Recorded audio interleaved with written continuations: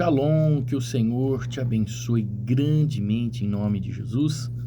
Estamos aqui para mais um devocional e hoje nós vamos falar de Gênesis, capítulo 30, versículo 14. E se você ainda não é inscrito no nosso canal, se inscreva no nosso canal. Dá um joinha no vídeo para que a plataforma crie engajamento nas nossas postagens.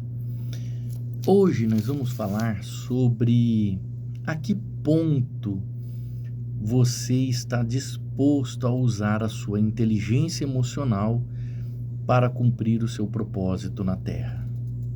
A que ponto você está disposto a usar a mansidão, o domínio próprio, para poder cumprir o propósito que Deus designou para você.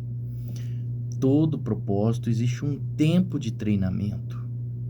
Existe um preparo, só que para que o propósito de Deus se cumpra na nossa vida, nós temos que ter muita mansidão e muito domínio próprio. Nós vamos falar de Lia, todos conhecem a história de Lia. Jacó, ele é enviado para a casa do seu tio Labão, porque o seu irmão, Esaú, prometeu matá-lo após a morte de seu pai. Ele foge para a casa do seu tio Labão e ali ele ajuda o seu tio na lavoura, no campo, no cuidado com as ovelhas, né?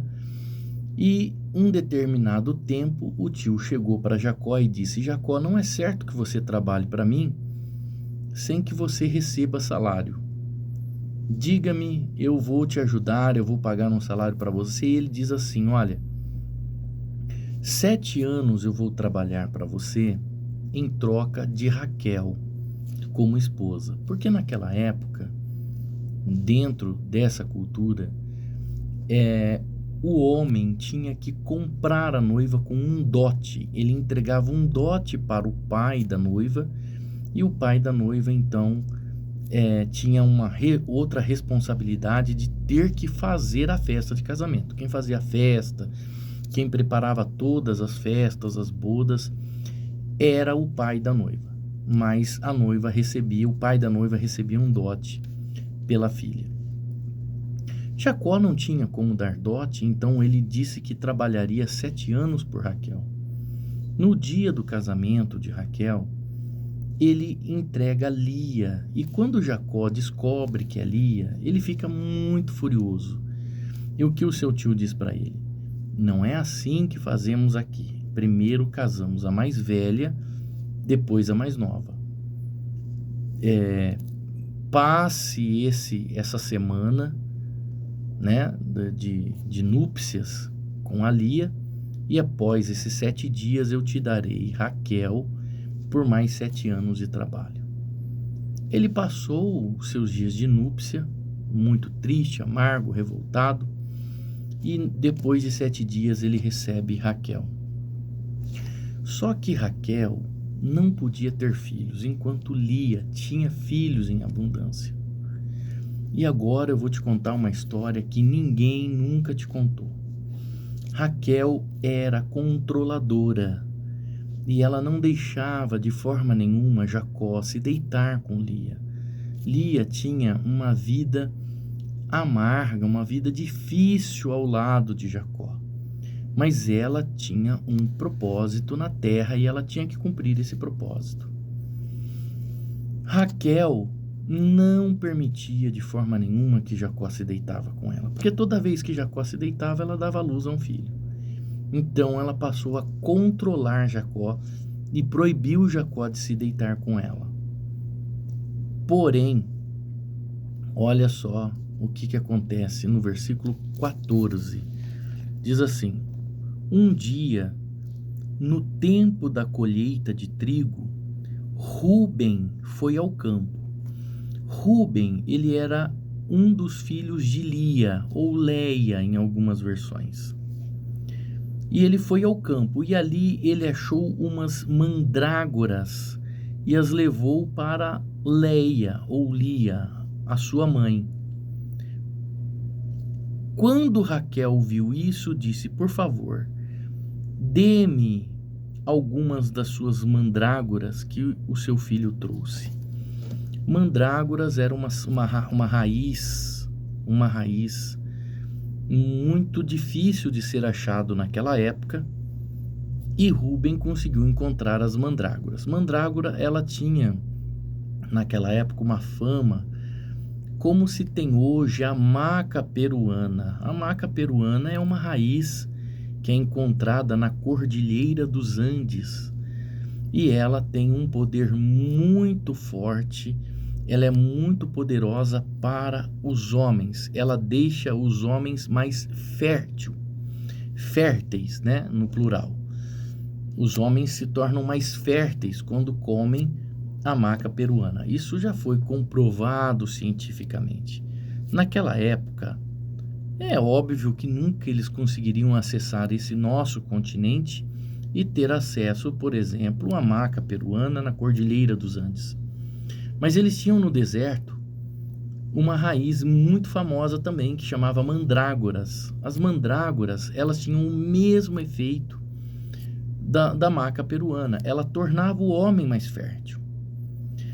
Quando Lia apareceu com as mandrágoras, o que Raquel pensou? Eu vou dar as mandrágoras para Jacó, vou me deitar com ele e assim eu vou ter um filho com ele, porque ela não tinha filho. Ela achava que aquela raiz podia de fato potencializar a fertilidade de Jacó a ponto de fecundá-la e de ela ter filhos. Então ela quis as mandrágoras que o filho de Leia tinha achado e deu para ela. E ela falou assim, olha o que a Raquel falou: dê-me alguma das suas mandrágoras que o seu filho trouxe. E Leia respondeu: será que você acha que tomar o meu marido de mim é pouco? Agora vai querer tomar também as mandrágoras que o meu filho me deu? Aí Raquel disse: vamos fazer uma troca. Você me dá as mandrágoras e eu deixo que você durma com Jacó essa noite. Então veja que ela controlava Jacó. Ela não deixava Jacó se deitar com Lia. Olha a humilhação que essa mulher passava, gente. Que humilhação terrível. Versículo 16. De tardinha, quando Jacó chegou do campo, Leia ou Lia foi encontrar-se com ele e disse: esta noite você vai dormir comigo, porque eu te aluguei para isso, com as mandrágoras que o meu filho achou. Meu Deus, quanta humilhação.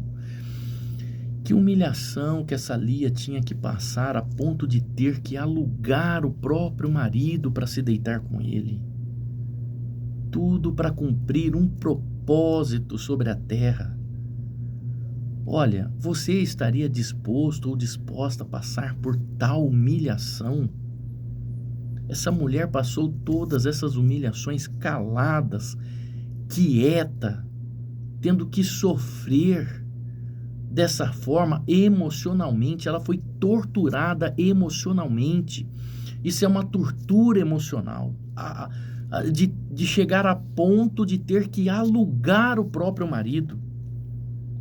E olha o que o texto diz: naquela noite Jacó se deitou com ela, porém Deus viu e ouviu a oração dela, e ela ficou grávida de novo e deu a Jacó o 5º filho.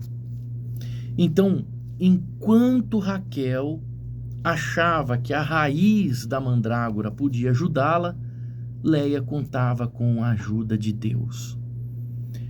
Não importa o quanto você é humilhado ou humilhada, esteja sempre do lado de Deus. Não importa o tanto que você seja psicologicamente, como que eu posso dizer, psicologicamente violentado ou violentada, sim, psicologicamente, emocionalmente, atacado, as suas emoções atacado ao extremo, porque isso é o extremo do ataque de uma emoção. Permaneça com o foco. Use a inteligência emocional. Lia usou inteligência emocional. E o que aconteceu? Ela gerou um filho, se você não sabe, chamado Judá. Judá é um dos filhos de Lia. E quando você vai para Mateus, capítulo 1, no versículo 1, você vai ver que a genealogia do rei Davi e do Messias, do Senhor Jesus Cristo, vem de Judá. Então, Lia foi a mãe da linhagem de Jesus. Lia foi a mãe da linhagem de Davi. Ei, tudo para cumprir um propósito. Essa mulher foi testada emocionalmente até o seu limite e suportou. Ela ficou firme, ela não arredou, ela não retrocedeu, ela não reclamou, ela não foi bater de frente com ninguém, ela não foi reclamar para o seu pai, ela não foi brigar com Raquel, ela não foi envenenar a comida de Raquel. Calada, ela orava. A Bíblia diz aqui, o texto é bem claro, que Deus ouviu a oração dela. Toda vez que ela ia se deitar com Jacó, ela orava. Ela orava e Deus honrou ela. Honrou a ponto de abrir a madre dessa mulher. Tudo para cumprir um propósito na terra. Então, para encerrar esse devocional, faço mais uma pergunta para você. A que ponto estão as suas emoções? Como você controla as suas emoções? Você tem inteligência emocional? O que a psicanálise e a psicologia, Freud, chama de inteligência emocional, a Bíblia chama de fruto do Espírito, domínio próprio. Domínio próprio é uma das qualidades do fruto do Espírito. Deixa eu orar por você, Senhor, em nome de Jesus. Obrigado pela vida dessa pessoa. Que o Senhor dê força para ela poder controlar as emoções, para poder cumprir o propósito dela aqui na terra. Sabemos que as nossas emoções às vezes serão levadas ao limite, mas não deixa a gente ceder. Faça com que a gente permaneça, meu Deus, firme e guiados pelo Teu Espírito Santo. Eu oro a Ti em nome do Senhor Jesus Cristo. Amém. Deus te abençoe. Shalom.